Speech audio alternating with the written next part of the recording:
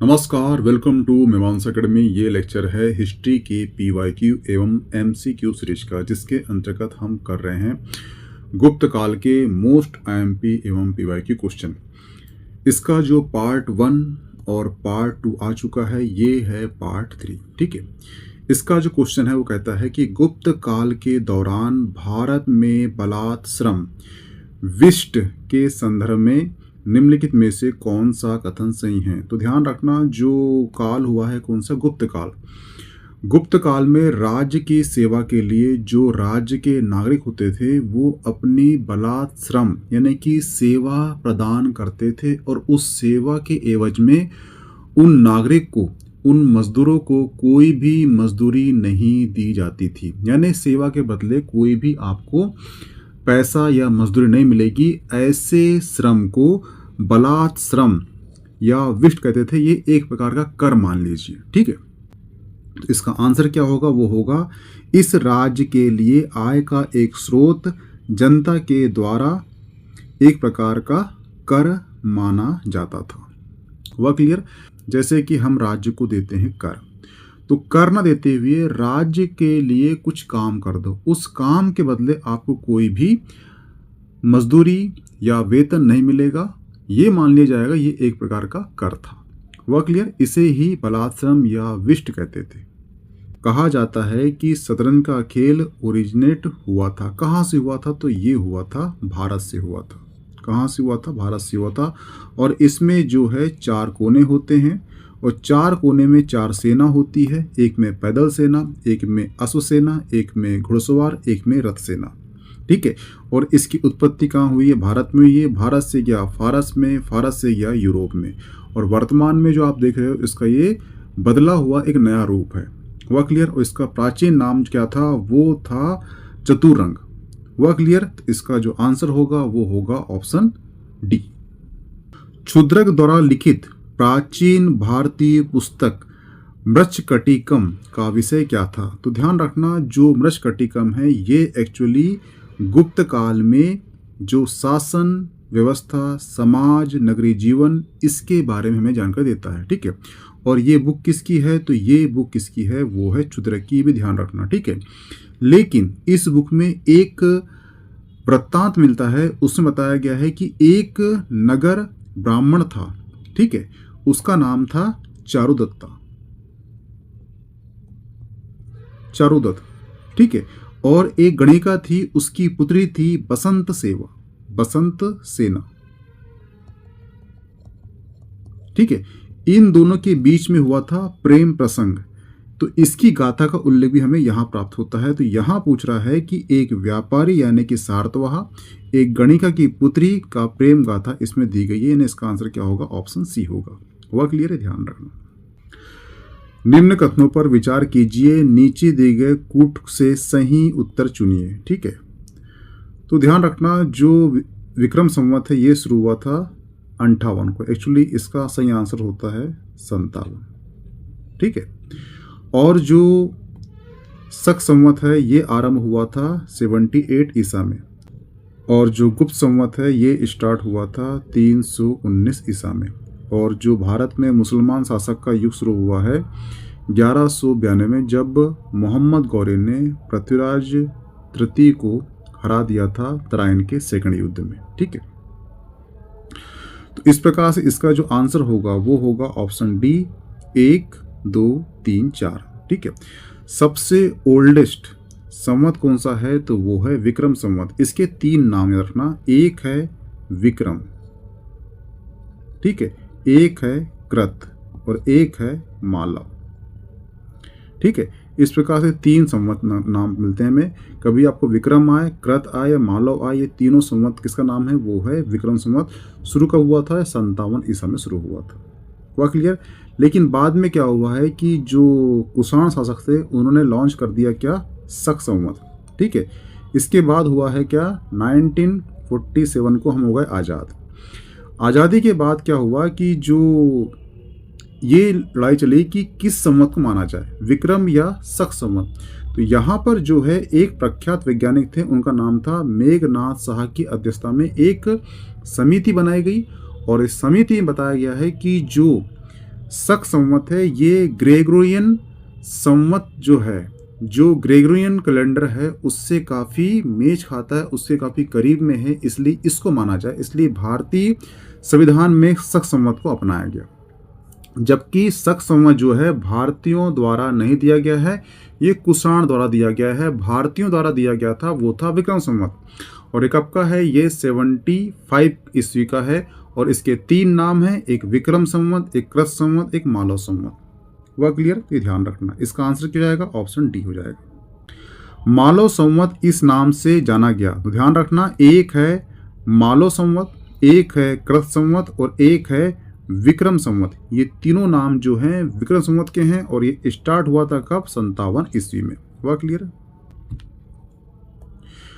मुखौरी शासकों की राजधानी थी, तो ध्यान रखना, जो मुखौरी शासक थे, ठीक है, इनकी राजधानी क्या थी, वो थी कन्नौज। ठीक है, यानी गुप्तों के कौन थे, ये सामंती थे। और मुखौरी वंश जो है ये 3 मार्कर में पूछ चुका है, कहाँ पर, मध्य प्रदेश पीएससी में। अभी वो 2 मार्कर हो गया है, पहले 3 मार्कर था। यहाँ पे पूछ चुका, क्यों पूछा था, क्योंकि जो गुप्त शासक थे इसके बाद जो शासन किया है कन्नौज में, वो किया है मुखौरी वंश ने। और जो मुखौरी थे ये एक्चुअली गुप्तों के सामंती थे। हुआ क्लियर। और इनका जो राजधानी थी वो थी कन्नौज। और ये ध्यान रखना कि जो मुखौरी वंश का संस्थापक कौन था, तो वो था हरिवर्मा। ठीक है, ये ध्यान रखना। वर्धन राजवंश की स्थापना किसने किया था, तो जो बाणभट्ट है, बाणभट्ट, ठीक है, बाणभट्ट ने रचना की थी किसकी, वो की थी हर्ष चरित्र की। ठीक है, इसके अनुसार जो है वर्धन वंश की स्थापना किसने किया था, तो वो किया था पुष्यभूत ने। वह क्लियर। और इस वंश का सबसे प्रतापी शासक था, वो था हर्षचरित्र। वह क्लियर। और बाणभट्ट कौन है, तो बाणभट्ट जो है हर्षचरित्र के दरबारी कवि थे। और बाणभट्ट के नाम पर ही जो मध्य प्रदेश है में नदी बहती है, कौन सी, सोन नदी। सोन नदी में एक बाणभट्ट परियोजना है, ये इन्हीं के नाम पर बनाई गई है, कि ये बाणभट्ट यहीं पे इनका जन्म हुआ था, इसलिए। हुआ क्लियर। तो इसका जो आंसर हो जाएगा वो क्या हो जाएगा, ऑप्शन ए। हर्ष के समय की सूचनाएं किसकी पुस्तकों में निहित है, तो देखना, हर्ष का सारा शासनकाल, राजनीति, अर्थव्यवस्था, समाज, नगरीय जीवन, ये सभी प्राप्त होता है कहाँ से, वो मिलता है हर्षचरित्र से, जो बाणभट्ट की कृति है। लेकिन इसके बावजूद भी कुछ सूचनाएं जो है कलहण की कृति राष्ट्ररंगी से मिलता है। किसकी, कलहण की कृति कौन सी है, वो है राष्ट्ररंगी से मिलता है। वह क्लियर। और जो कालिदास है, वो जो हरिसेन है, इसकी जो संबंध रचना है, इससे हर्ष के बारे में सूचना नहीं मिलती। तो इसका आंसर क्या हो जाएगा, ऑप्शन बी हो जाएगा। हर्षचरित्र नामक पुस्तक किसने लिखा है, तो ध्यान रखना, जो हर्षचरित्र पुस्तक है ये एक्चुअली बाणभट्ट की है। वह क्लियर। जिसमें राजा हर्ष के शासन, प्रशासन, आर्थिक, राजनीतिक, सामाजिक और जीवन और नगरीय जीवन आदि के बारे में जानकारी प्राप्त होती है। वह क्लियर, ध्यान रखना। सम्राट हर्ष ने अपनी राजधानी थानेश्वर से कहाँ स्थानांतरित की थी, तो ध्यान रखना, जो सम्राट हर्ष है इसने अपनी राजधानी थानेश्वर से कन्नौज स्थानांतरित की थी, ताकि वहाँ का जो राजश्री है प्रशासन कार्य को पूरी सहायता प्रदान कर सके। और हर्ष का जो साम्राज्य है ये नर्मदा नदी के तक फैल चुका था, इसलिए जो पुलकेशन दूती नीचे से ऊपर आया था नर्मदा नदी पर, इन दोनों का युद्ध हुआ था और यहाँ पर जो है हर्ष पराजित हुआ था। इसका आंसर क्या हो जाएगा, ऑप्शन सी हो जाएगा। हुआ क्लियर। सम्राट हर्ष ने 2 महान धार्मिक सम्मेलन का आयोजन कराया था। ये सच है कि महायान शाखा की उत्कृष्टता सिद्ध करने के लिए हर्ष ने कन्नौज में विभिन्न धर्मों और संप्रदाय के आचार्यों को एक विशाल सभा बुलाई। चीनी साक्ष्य के अनुसार इस सभा में 20 देशों के राजा अपने देशों के प्रसिद्ध ब्राह्मण, श्रवणों, सैनिक, महापुरुषों आदि के साथ उपस्थित हुए। इस सभा की जो अध्यक्षता थी वो हेन सांग ने की थी। साथ ही हर्ष के समय प्रति 5 वर्ष प्रयाग के संगम क्षेत्र में एक समारोह का आयोजन किया जाता था जिसे महामोक्ष परिषद कहा जाता था। हेनसांग स्वयं छठे समारोह में उपस्थित था। इसमें 18 देशों के राजा सम्मिलित हुए थे। तो इसका आंसर क्या हो जाएगा? इसका आंसर हो जाएगा ऑप्शन ए, कन्नौज में। हुआ क्लियर? ये ध्यान रखना। उत्तर प्रदेश में स्थित वह स्थल जहां हर्षवर्धन ने बौद्ध महासम्मेलन का आयोजन कराया था तो वो है प्रयाग। ठीक है, ये ध्यान रखना है। पता चुका इसके पहले में इसका आंसर। नर्मदा नदी पर सम्राट हर्ष ने दक्षिणावर्ती अग्रगमन को रोका था। तो ये ध्यान रखना कि हर्ष की विजय के फलस्वरूप उसका राज्य का जो विस्तार है ये पश्चिमी सीमा नर्मदा नदी तक पहुंच गया था। उधर जो पुलकेशन द्वितीय था उसने भी उत्तर की ओर राज्य का विस्तार करने की चाहत रखी और ऐसी स्थिति में दोनों ने नर्मदा नदी के तट पर युद्ध हुआ और दोनों के बीच जो युद्ध हुआ था इसमें पुलकेशन द्वितीय ने हर्ष को पराजित किया और हर्ष का ये जो विजय का उल्लेख है ये है रवि कीर्ति के एहुल अभिलेख में उल्लेखित है और साथ ही जो हेनसांग है उसके विवरण में मिलता है कि पुलकेशन द्वितीय ने हर्ष को पराजित किया था। तो इसका आंसर क्या हो जाएगा? वो हो जाएगा ऑप्शन बी, पुलकेशन द्वितीय। वह क्लियर, ध्यान रखना। हेनसांग किसके शासन काल में भारत आया था? तो जो हेनसांग है ये एक्चुअली सम्राट हर्ष के शासन काल में भारत आया था। ये क्यों आया था? तो उसके पीछे रीजन है जो बौद्ध ग्रंथ है उसको इसने कलेक्ट करने के लिए यहाँ भारत में आया था और भारत में इन्हें भ्रमण किया है। भ्रमण करने पर उसने एक भारत यात्रा पर उनने बुक लिखी। उस बुक को बोलते हैं CU की। तो कभी आपको नाम आए कि CU की बुक किसकी है तो हेनसांग की। उसने भारत यात्रा के उपरांत ये ग्रंथ की रचना की थी, ध्यान रखना। हुआ क्लियर? हेनसांग की भारत यात्रा के समय सूती कपड़ा उत्पादन के लिए सबसे प्रसिद्ध नगर कौन सा था? तो वो था ऑप्शन बी, मथुरा। हुआ क्लियर? ये ध्यान रखना। कौशेई शब्द का प्रयोग किया जाता था। तो ध्यान रखना जो कौशेई शब्द है ये एक्चुअली रेशम के लिए यूज किया जाता था। कब? गुप्त काल में। इसका आंसर क्या हो जाएगा? ऑप्शन सी।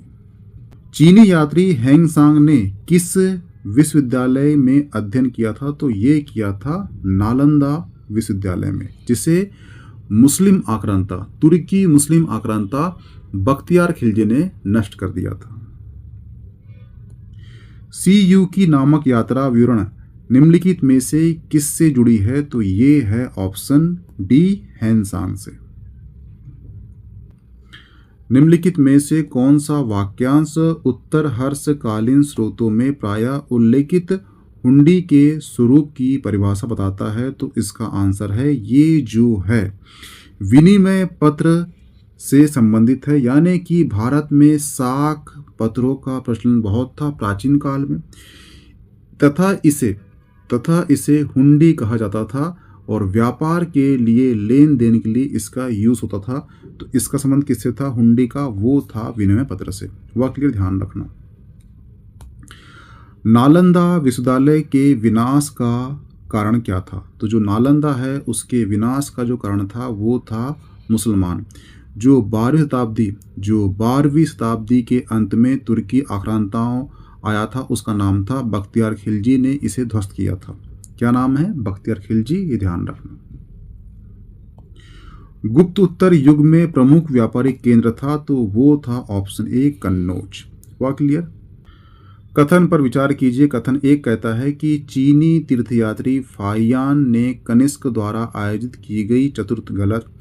जो फाहियान है ये चंद्रगुप्त द्वितीय के काल में आया था।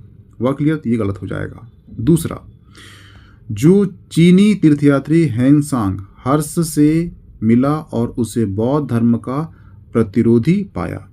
गलत। ना तो 1 ना तो 2। जो हेनसांग है ये हर्ष काल में तो आया था परंतु ये जो है बौद्ध धर्म के जितने भी ग्रंथ है उसको कलेक्ट करने के लिए आया था। इसके बाद जो है राजा हर्ष पूर्ण बौद्ध बन गया था। तो जो कथन 1 कथन 2 दोनों गलत है, तो इसका जो आंसर होगा वो हो जाएगा ऑप्शन डी। कथनों पर विचार कीजिए। फाहियान एक चीनी तीर्थयात्री था जो हर्ष के शासनकाल के दौरान भारत आया था। गलत।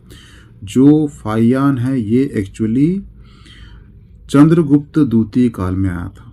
ठीक है। दूसरा कथन है हेनसांग एक चीनी बौद्ध भिक्षु था। सही है। चंद्रगुप्त द्वितीय के शासनकाल के दौरान भारत आया था। गलत। जो हेनसांग है ये एक्चुअली हर्ष के काल में आया था। तो कथन 1 और कथन 2 दोनों ही क्या हो जाते हैं, गलत हो जाते हैं। इसका आंसर हो जाएगा ऑप्शन डी। कथनों पर विचार कीजिए। मुल्तान के सूर्य मंदिर का उल्लेख हेनसांग, अबू जाइद, अलमसुदी, अलबरूनी ने किया है। ये बिल्कुल सही है। संबपुर यात्रा उत्सव सूर्य पूजा से संबंधित है, तो ये भी सही है। तो ये दोनों सही है, तो इसका आंसर हो जाएगा ऑप्शन सी।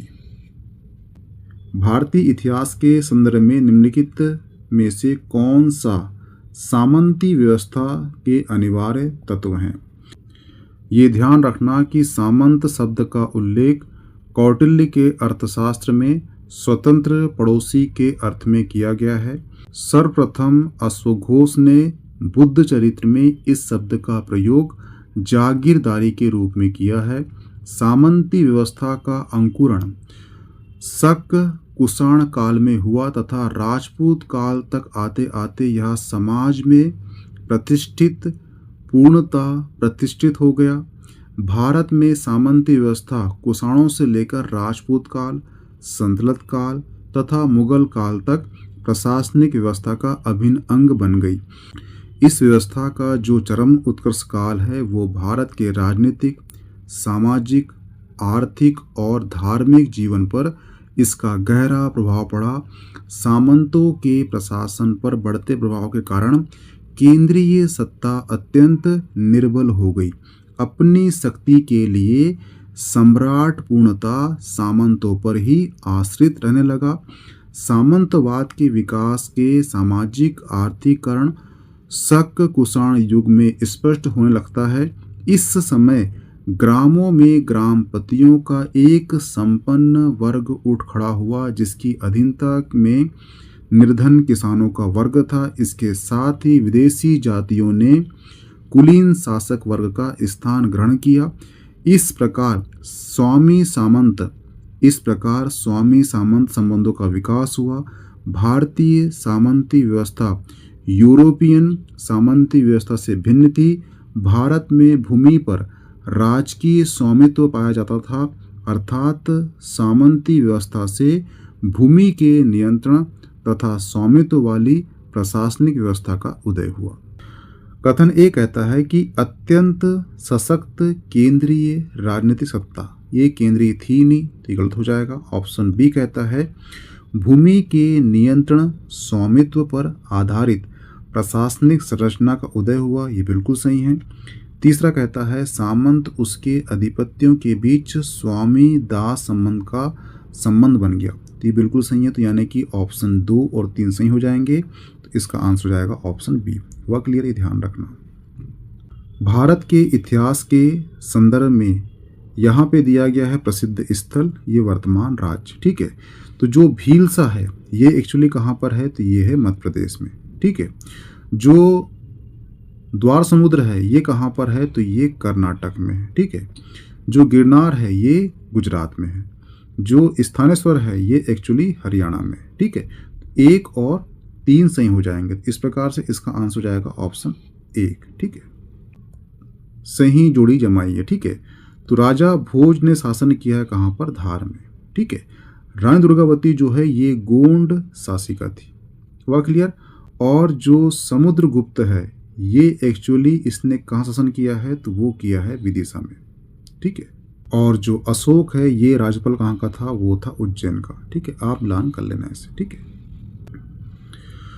तो यहाँ पे जो है आपका गुप्त काल के जो मोस्ट IMP PYQ क्वेश्चन एवं MCQ समाप्त होते हैं, इसकी PDF मिल जाएगी आपको मीमांसा एकेडमी के टेलीग्राम ग्रुप में। तो प्लीज ज्वाइन कर लीजिए। Okay, thanks. मिलते हैं नेक्स्ट टॉपिक में।